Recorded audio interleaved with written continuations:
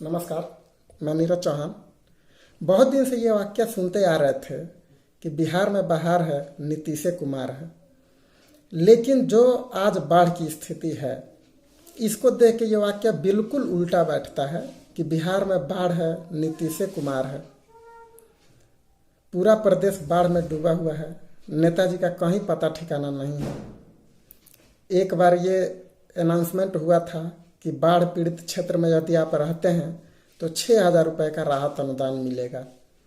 बताइए, जिनकी पूरी की पूरी फसल बर्बाद हो गई, जिनका जीविका चलाना मुश्किल हो गया है, जीवन अस्त व्यस्त हो गया है, जिनके घर डूब गए हैं, उनके लिए 6,000 रुपये का क्या महत्व है? क्या यही सरकार की व्यवस्था है? अगर सरकार चाहती तो सभी नदियों को 15 साल में एक साथ जोड़ के अच्छे बांध बना के इसकी समुचित व्यवस्था नहीं कर सकती थी? कर सकती थी। लेकिन सरकार को शायद इस बात की कमी खल रही होगी कि अगर ऐसा हो जाए तो जो टाटा, बिरला, अंबानी या फिर केंद्र सरकार से जो पैसा आता है वो कहाँ से आएगा?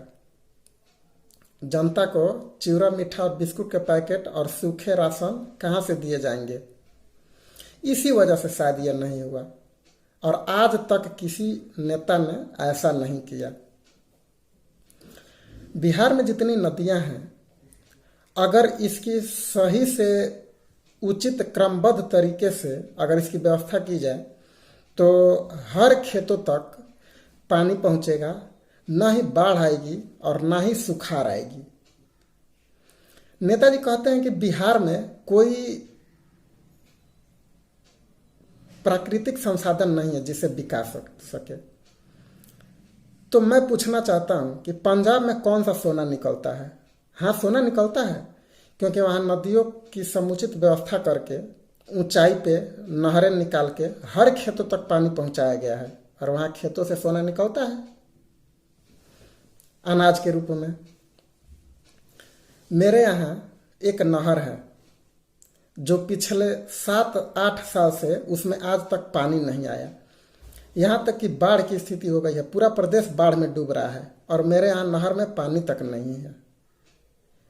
उस नहर में ग्रामवासी कोई धान बोता है, कोई मक्का बो देता है, कोई सब्जी का पौधा लगा देता है। उसमें पानी की कमी है और मेरे क्षेत्र में इसी वजह से हर साल सूखा भी पड़ जाता है। धान की फसल अच्छी नहीं होती, गेहूं की फसल अच्छी नहीं होती। तो बिहार की स्थिति ये है, चारों तरफ नहरों का जाल फैला हुआ है, नदियों का जाल फैला हुआ है, लेकिन कहीं सूखा है और कहीं बाढ़ है। ऐसी हमारी सरकार है। बिहार की नदियों की बात करें तो बिहार की मुख्य नदियां गंगा, गंडक, बूढ़ी गंडक, कोसी नदी, सोन नदी, सरयू नदी जिसको घाघरा भी कहते हैं, बागमती, कमला नदी, महानंदा और कर्मनासा नदी या फिर पुनपुन और फाल्गु नदी की बात करें तो कुल छोटी बड़ी नदी मिला के 17-18 नदियां हैं। फिर भी स्थिति ये है कि किसान के खेतों तक सभी जगह पानी नहीं पहुंच पाता है और पूरे बिहार में नहरों का जाल भी फैला हुआ है, फिर भी पानी नहीं जा पाता। क्या कारण है इसका? और बांध की व्यवस्थाएं ऐसी है कि कहीं पानी पहुंच ही नहीं पाता, कहीं का बांध टूट ही जाता है। तो ऐसे में बिहार विकास कैसे करेगी? अगर बिहार की जो भी वन्य अभयारण्य परियोजनाएं हैं, जैसे वाल्मीकि, पश्चिमी चंपारण की वाल्मीकि वन्य अभयारण्य परियोजना की बात करें तो उसको ही विकसित अगर किया जाए तो कुछ लोगों को रोजगार मिलेगा, पर्यटन से कुछ आर्थिक मदद मिलेगी। फिर कांवर झील वन्य अभयारण्य परियोजना है, कैमूर वन्य जीवन अभयारण्य परियोजना है। ऐसे ही कुल मिला के छोटे बड़े 11-12 वन्य अभयारण्य परियोजनाएं हैं। और पर्यटन स्थल की बात करते हैं, राजगीर, वैशाली, बोधगया, ऐसे ही अनेक ऐसे स्थल हैं जिनका अगर सही से विकास हो तो वहाँ बहुत से पर्यटन घूमने के लिए आ सकते हैं। देश की बात क्या है, विदेशों से भी लोग घूमने आ सकते हैं। वैसे भी बिहार में जो नालंदा विश्वविद्यालय था पूरे वर्ल्ड में फेमस था, पूरे संसार में प्रसिद्ध था ही। ऐसे में बिहार विकास कैसे करे? मैं अपने क्षेत्र की बात करूं तो सिवान का जो सूता मिल है और पचरुखी में जो चीनी उद्योग बंद पड़ा हुआ है, और ऐसे ही आसपास अनेकों उद्योग धंधे थे, लघु उद्योग, जिनको अगर हम ग्राम स्तर पर चालू करें तो ये लाखों लोगों को, लाखों युवाओं को रोजगार दे सकते हैं।